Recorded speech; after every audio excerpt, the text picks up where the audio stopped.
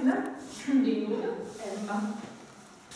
Mēs prezentēsim savu ideju, kas ir kastaņu masāžas krēsls. Jo šajā gadījumā krēsla muguras uzliknis.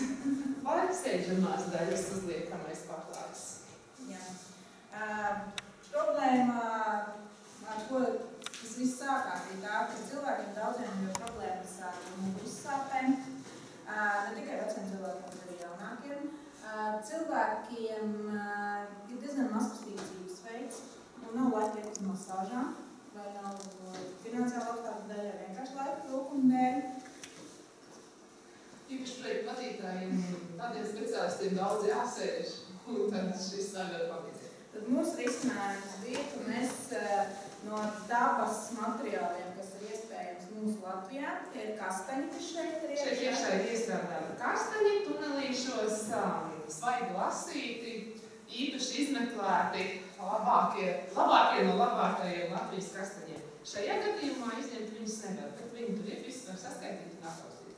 Jā, kā vēl vienu risinājumu, mēs arī domājam, ka ir iespēja izveidot tādu kā kastaņu matraci, uz kādu gulēt.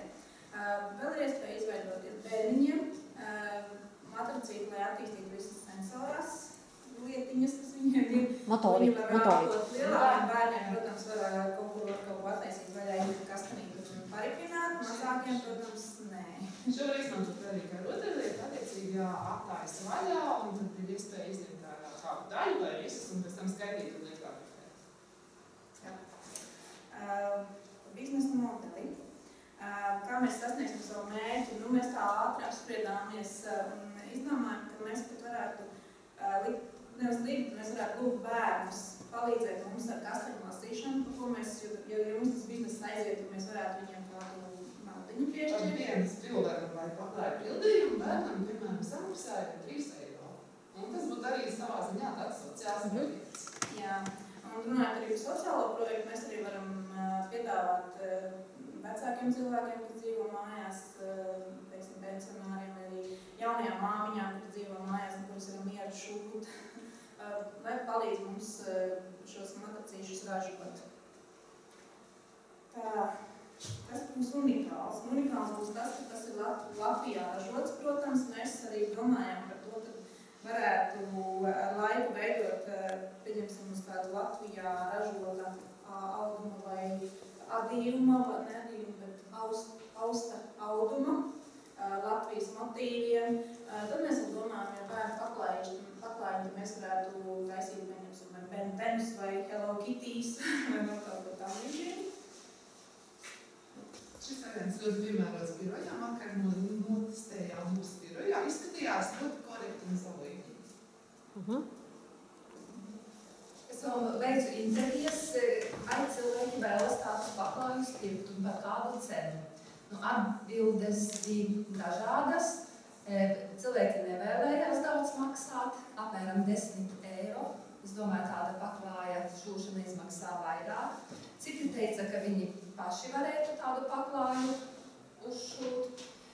Citi teica, ka gulēt diez vai viņi gulētu, ka tas būtu tā kā princese uz zirņa, ka tas spiestu mašīnā uz sēdekļa vai arī skatoties televizoru labprāt izmantot. Un cilvēki ieteica arī kā citādāk var izmantot kastaņus. Piemēram, uzliet šņabīti un pēc tam var iedvībēt sāpošās vietas. Tad vēl var izmantot, saberot kastēs un ļaujot tur bērniem spēlēties, rāpot, staigāt. Tā tālāk. Runājot par mērķa auditoriju, jāatzīst tiem, ka cilvēki, kas dzīvo nomaļākās vietās un mazākās pilsētās, nebūs gatavi iegādāties šo produktu. Viņi ieraudzīs un pateiks, jāaizies mājās, būtu tās uztaisīšu. Bet runājot par turistiem un par cilvēkiem lielpilsētās, kuriem nav galīgi tam, lai viņi iet lasīt uz kastaņus un vēl paši vakaros sēdāt un šūt, tie varētu būt tā mērķa auditorija, kas mums pie kā mēs tagad arī vairāk strādājam. Un skatītājs, protams, vajag arī dizainerus ar laiku, lai viņi izskatītos skaistāk. Citiem patīk pelēcīgāk, citiem patīk košāk, citiem patīk ar rakstu zīmē. Dažādīgi.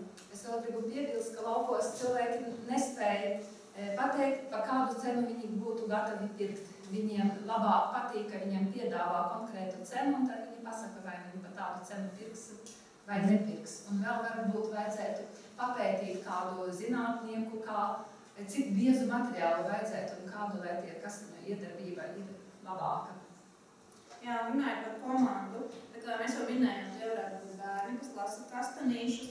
Protams, arī visas administratīvās lietas, ko kārtojam mēs vai kāds cits.